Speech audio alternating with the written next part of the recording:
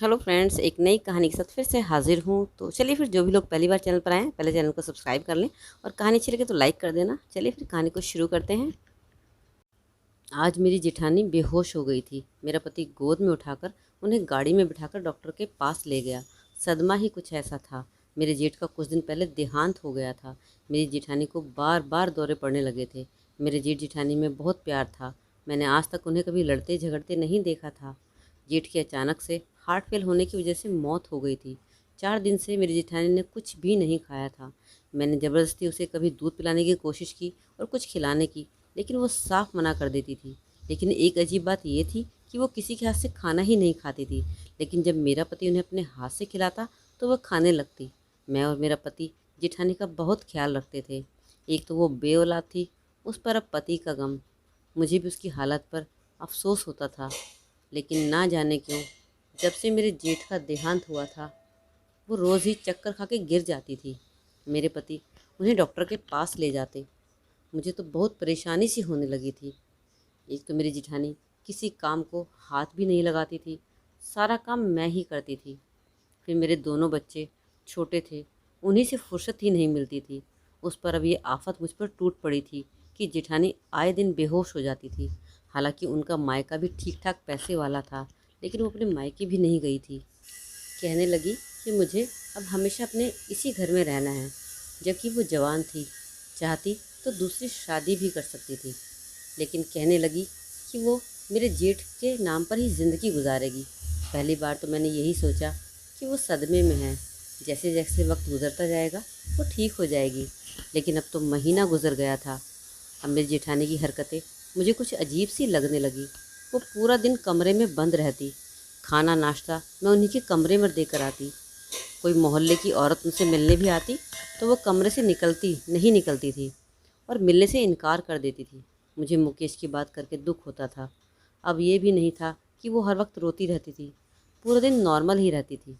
लेकिन जैसे ही मेरा पति घर में दाखिल होता वो कमरे से बाहर आ जाती और मेरे पति से लिपट कर रोने लग जाती और कहने लगती, तुम्हारे भाई मुझे क्यों अकेला छोड़कर चले गए? मैं अब किसके सहारे जीऊँगी? मुझे ना जाने क्यों अब जेठानी की बात बुरी लगने लगी थी। अगर उन्हें इतना ही गम था तो मेरे गले लगकर रो लेती, अपना जी हल्का कर सकती थी। ये कौन सा गम था जो मेरे पति के गले लगकर ही कम होता था? पूरा दिन तो वो भली चंगी रहती थी। मेरा पति पूरा दिन घर से बाहर रहता, भूखा प्यासा थका जब घर लौटता तो वह कमरे से निकलकर उसके गले लगकर रोना शुरू कर देती थी। साथ ही चक्कर खाकर बेहोश हो जाती थी। मेरा पति उन्हें गोद में उठाए डॉक्टर के पास ले जाता। जब वापस घर आती तो बिल्कुल ठीक ठाक अपने कमरे में चली जाती थी। ऐसी कौन सी बीमारी थी जो मेरे पति के आते ही चली जाती थी और जब जेठानी डॉक्टर से लौट कर आती तो ठीक हो जाती?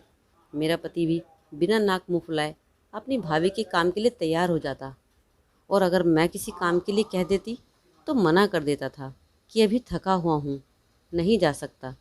तुम्हें मेरा एहसास होना चाहिए। सारी जिम्मेदारियाँ अब मुझ पर आ गई हैं। और मैं चुप हो जाती क्योंकि वह मुझे साफ साफ जवाब दे देता और भाभी को कुछ ना कहता। मेरी जिठानी जवान थी, मेरे पति की हम उम्र थी। मेरे जेठ मेरे पति से 6 साल बड़े थे। उनकी शादी के फ़ौरन बाद मेरी सास भी चल बसी थी और ससुर पहले ही जा चुके थे। घर में बस ये दो ही भाई रहते थे। मुझे भी पसंद करने मेरी जिठानी ही आई थी। देखने में मेरी जिठानी बहुत खूबसूरत थी, लेकिन मैं एक आम शक्ल सूरत की मालिक थी। मेरे पति भी काफ़ी हैंडसम थे। वैसे जेठ मामूली शक्ल सूरत के मालिक थे, लेकिन व्यवहार में बहुत अच्छे थे। 4 साल मेरे ससुराल में बहुत अच्छे से गुजरे थे। मेरे जेठ मेरे साथ बिल्कुल छोटी बहनों की तरह पेश आते थे। मेरी जेठानी से भी आप करके बात करते थे। कभी ऐसा नहीं हुआ था कि मेरी जेठानी ने कोई फरमाइश की हो और मेरे जेठ ने पूरी ना की हो। वो तो पूरी करके ही मानते थे। मेरे पति मुझसे शुरू से ही खींचे खींचे रहते थे।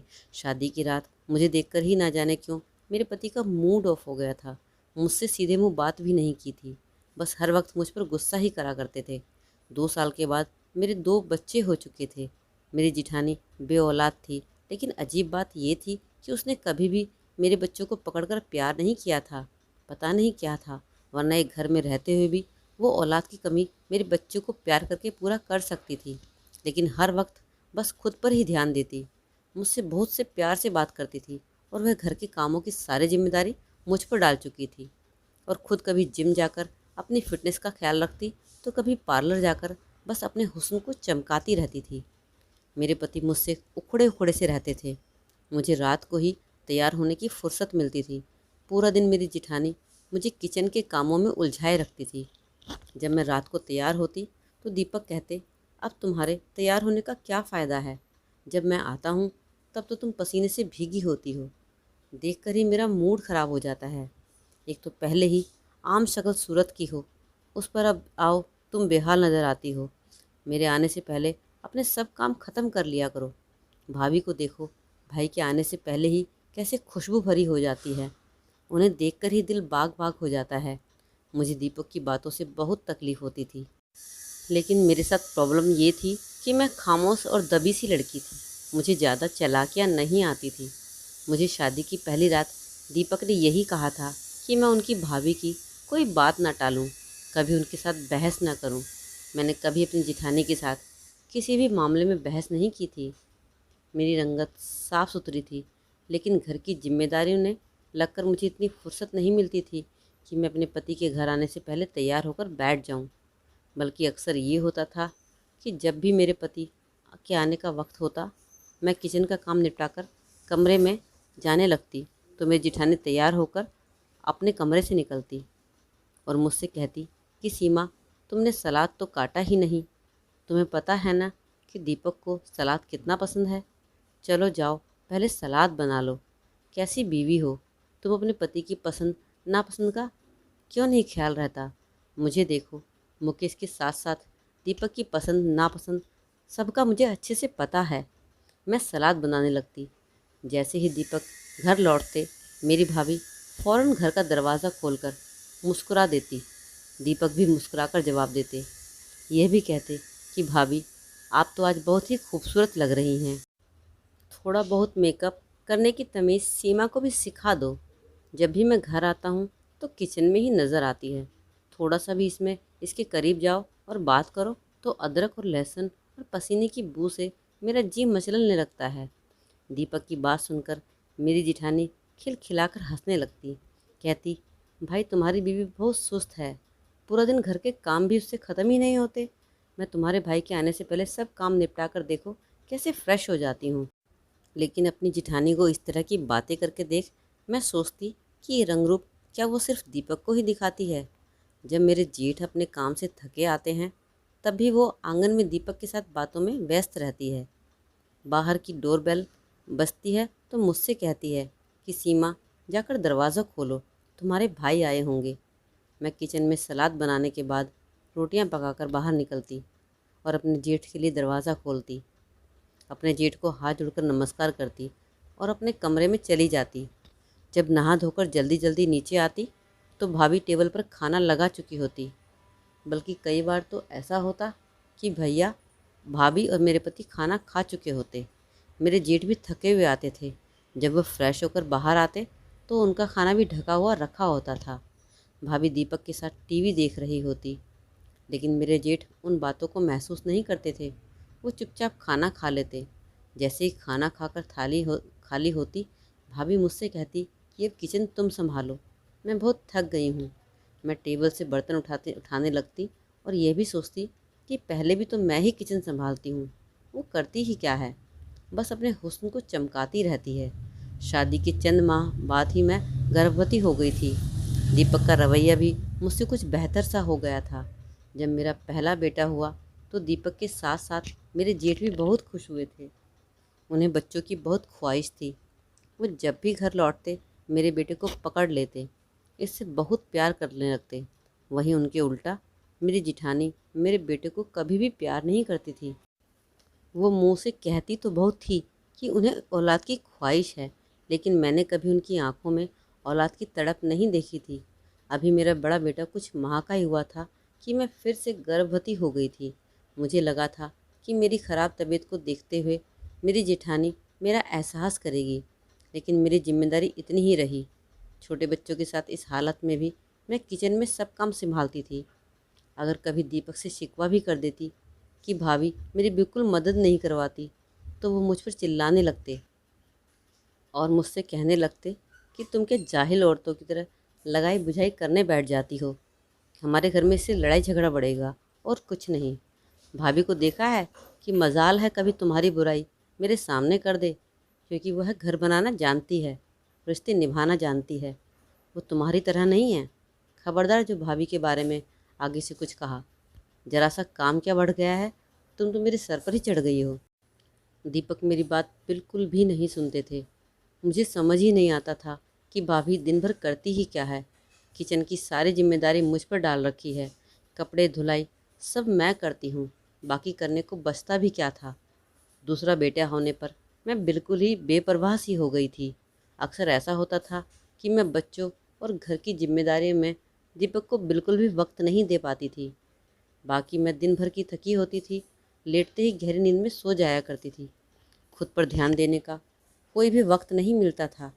और अजीब बात यह थी कि दीपक ने मुझसे कभी शिकायत भी नहीं की थी। उन्होंने शिकायत करना छोड़ दिया था। तो मुझे लगता था कि शायद दीपक को मेरी परवाह है, वो इसलिए ऐसा व्यवहार कर रहे हैं। लेकिन हकीकत कुछ और ही थी। कुछ महीने पहले की बात है। मेरे जेठ जब बहुत चुपचाप रहने लगे थे और सिगरेट भी बहुत ज़्यादा पीने लगे थे। सिगरेट तो वो पहले भी पीते थे, लेकिन कभी कभी। लेकिन अब तो वो हर समय सिगरेट पीते नज़र आते थे, किसी गहरी सोच में डूबे रहते थे। मेरी जिठानी का ही वो भी रूटीन था, अपनी फिटनेस का ख्याल रखना, सजना संवरना। और वो लापरवाह किस्म की औरत थी, या शायद खुद पसंद थी। मेरे जेठ की उन्हें खास परवाह नहीं थी। मेरे बच्चों का जुड़वा बच्चों वाला हाल था। एक बीमार होता तो दूसरा भी बीमार पड़ जाता। एक को भूख लगती तो दूसरे को भी भूख लग जाती थी। मुझे खाना बनाने के लिए रात रात को उठकर किचन में जाना पड़ता था। और जब मैं कमरे से निकलकर लॉन्ज में आती तो मेरे जेठ अपने कमरे की बजाय लॉन्ज में बैठे सिगरेट पी रहे होते थे।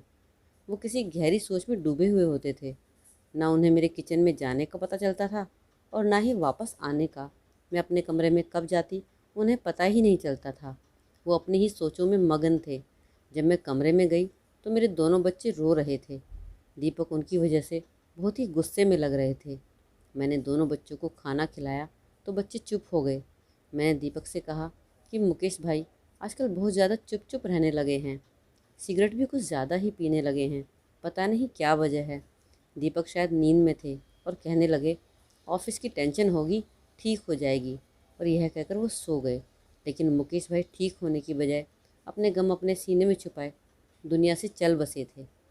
और अब मेरी जिठानी ने एक नया तमाशा शुरू कर दिया था कि जैसे ही दीपक ऑफिस से घर आते तो वो कमरे से निकलकर उनके गले लगकर रोने लगती और चक्कर खाकर बेहोश हो जाती। दीपक उन्हें गोद में उठाकर गाड़ी में बैठाकर डॉक्टर के पास ले जाते। जब वह वापस आती तो जेठानी खुश नज़र आती। मैं तो हैरत में पड़ गई थी कि जिस दिन उन्होंने शौक रंगदार जोड़ा पहनकर वो फुल मेकअप के कमरे से बाहर निकली थी और फिर रोने लगी थी। बेकार सी शक्ल बनाकर दीपक से कहने लगी कि मुकेश को मैं ऐसे ही अच्छी लगती थी। कहते थे तुम हमेशा सजी सजी रहा करो, लेकिन अब वो नहीं रहे। लोग मुझे कहाँ इस तरह से बना देखकर जीने देंगे जैसा मुकेश चाहते थे। उनकी बात सुनकर दीपक भी उनकी बात की तारीफ़ करने लगे। कहने लगे आप रोज़ ही ऐसे तैयार रहा करें जैसा भाई को अच्छी लगती थी। उनकी मुझे ये बात बहुत गलत लगती थी, पर मेरी क्या मजाल थी कि मैं दीपक के आगे कुछ भी कह पाती। अब तो रोज़ ही तैयार होने लगी थी, घंटों दीपक से बातें करती रहती। मुझे भी ये सब देखा नहीं जा रहा था। हर 2-3 दिन बाद वो बेहोशी का ड्रामा करती। और अब तो जब भी दीपक के साथ वापस आती तो हाथ में शॉपिंग बैग भी होता था।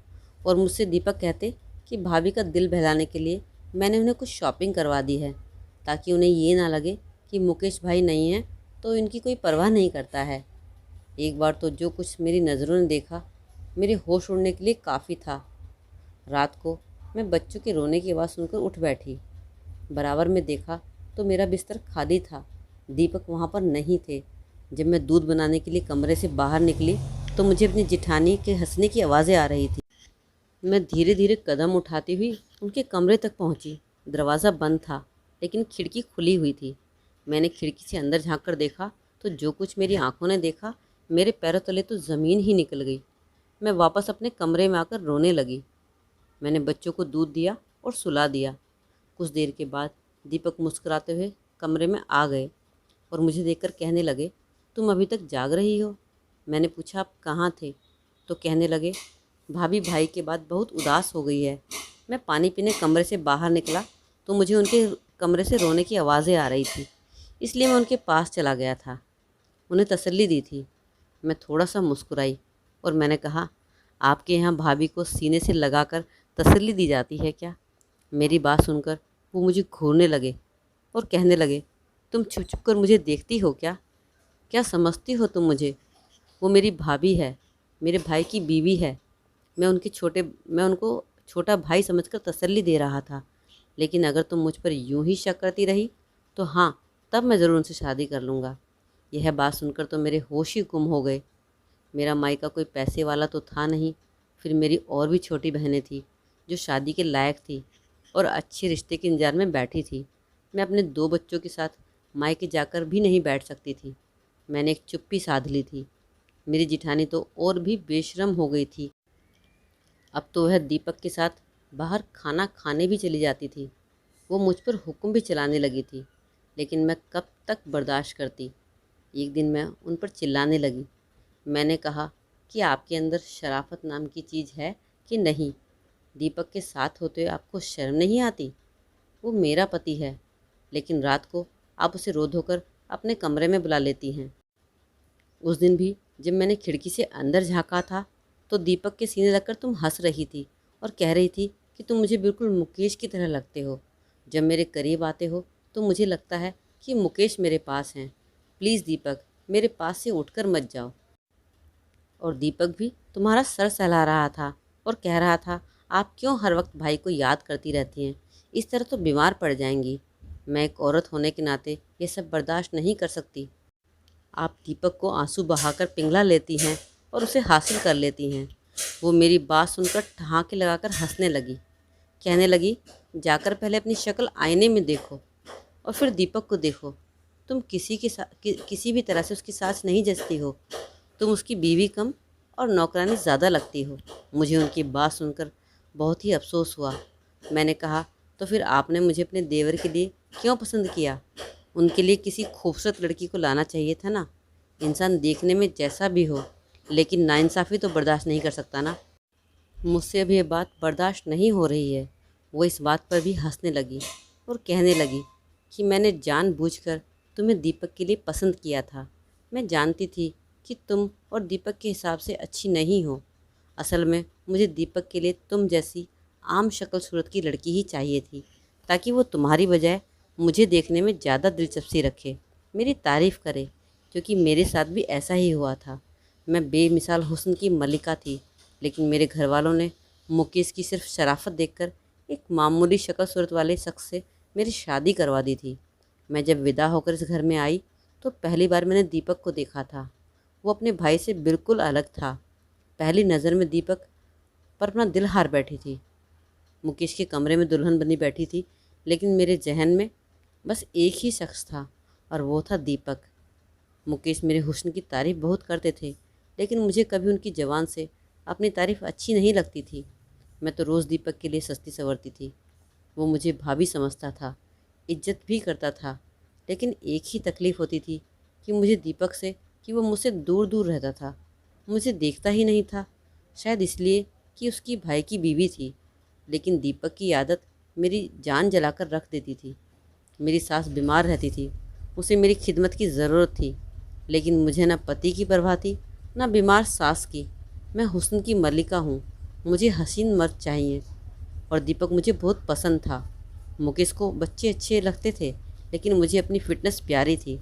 मैं कोई बांझ नहीं हूँ, ना ही मुकेश में कोई ऐसी कमी थी। मैंने खुद ही बच्चों का झंझट नहीं पाला, क्योंकि मैं मुकेश से दूर रहने के लिए और दीपक के पास आने के लिए बहाने ढूंढती थी। अपनी सास के देहांत के बाद मैं दीपक से बातें करने लगी, उसके साथ वक्त गुजारने लगी। मुकेश को यही लगता था कि मैं दीपक का ख्याल रख रही हूँ, ताकि उसे माँ की कमी महसूस ना हो। जब भी दीपक ऑफिस से घर आता, मैं तैयार होकर उसके सामने आती और फिर मैं दीपक से खुद ही पूछती कि मैं कैसी लग रही हूँ। क्योंकि मैं चाहती थी कि वो मुझे देखे, वो मुझे देखकर मेरी तारीफ़ कर देता तो मैं हवा में उड़ती फिरती थी। अगर दीपक की बीवी मुझसे ज़्यादा हसीन होती तो वो उसकी तारीफ़ में खो जाता और वो मुझसे बर्दाश्त नहीं होता। और जब तुम्हारी शादी दीपक से हुई थी तो दीपक ने एक बार मुझसे शिकायत भी की थी कि मैंने तुम्हें उसके लिए क्यों पसंद किया। कहने लगा था कि भाभी कोई अपनी जैसी लड़की ढूंढ कर लाती। यह सुनकर तो मेरा दिल ही झूम उठा था। तुम्हें मैं हर वक्त इसलिए किचन में उलझाए रखती थी ताकि तुम कभी भी दीपक के दिल में घर ना कर सको। और वक्त यूं ही गुजर गया था, लेकिन मुकेश को मुझ पर शक हो गया था। उन्होंने मुझसे मुंह से तो कुछ नहीं कहा, लेकिन ये गम दिल को लगा लिया था। वो मेरी आंखों में दीपक की मोहब्बत को देख चुके थे। मैं उनसे दीपक के लिए मोहब्बत का इजहार भी कर चुकी थी और यह भी कह चुकी थी कि वो मुझे बिल्कुल भी पसंद नहीं है। मैं उनके साथ मजबूरन ज़िंदगी गुजार रही हूँ। उसके बाद से मुकेश कमरे की बजाय लॉन्च में सोने लगे थे और चुप चुप रहने लगे थे। शायद इनसे ये बात बर्दाश्त नहीं हुई, इसलिए मेरी उनसे जल्द ही जान छूट गई। और अब दीपक की सारी हमदर्दी मेरे साथ है। वो दिन दूर नहीं कि जब दीपक मुझसे शादी करके तुम्हें धक्के देकर घर से बाहर निकालेगा। मैं हैरत से और फटी हुई आंखों से अपनी जेठानी की गंदी इरादे सुन रही थी और तभी अचानक दीपक दरवाजे से अंदर आते हुए दिखाई दिए। दीपक बड़े गुस्से से अंदर दाखिल हुए और एक ज़ोरदार तमाचा मेरी जेठानी के मुंह पर मारकर कहने लगे कि मैं आपको अपनी बड़ी बहन समझता था और आप ऐसी घटिया सोच रखती हैं। मेरे बाप जैसे भाई को आपने मौत के घाट उतार दिया। अभी अभी यहाँ से दफ़ा हो जाओ, वरना मैं आपको जान से मार डालूँगा। और जिस गुस्सेल अंदाज से दीपक बोल रहे थे, लगता था कि अपनी भाभी की सारी बातें सुन चुके थे। मैं दिल में अपने भगवान से प्रार्थना कर रही थी कि अच्छा हुआ कि उन्होंने सारी बातें सुन ली है, क्योंकि मेरी बात पर तो वो शायद कभी भी भरोसा ना करते। मेरी जिठानी की सच्चाई दीपक के सामने खुल चुकी थी, इसलिए वो वहाँ से चली गई। दीपक मुझसे नज़रें झुकाकर कहने लगे कि मुझे माफ़ कर दो, मैंने तुम्हारे साथ अच्छा नहीं किया। रिश्तों की खूबसूरती इसी में है, जो भी रिश्ता हमारे भगवान ने दूसरों के साथ बनाया है उसे उसी नज़र से देखा और गुजारा जाए। धन्यवाद दोस्तों, आपको कैसी लगी आज की कहानी ज़रूर बताइएगा और अच्छी लगी तो लाइक ज़रूर करके जाना और चैनल पर पहली बार हैं तो सब्सक्राइब कर दीजिए जल्दी से। चलिए फिर मिलते हैं अगली कहानी में।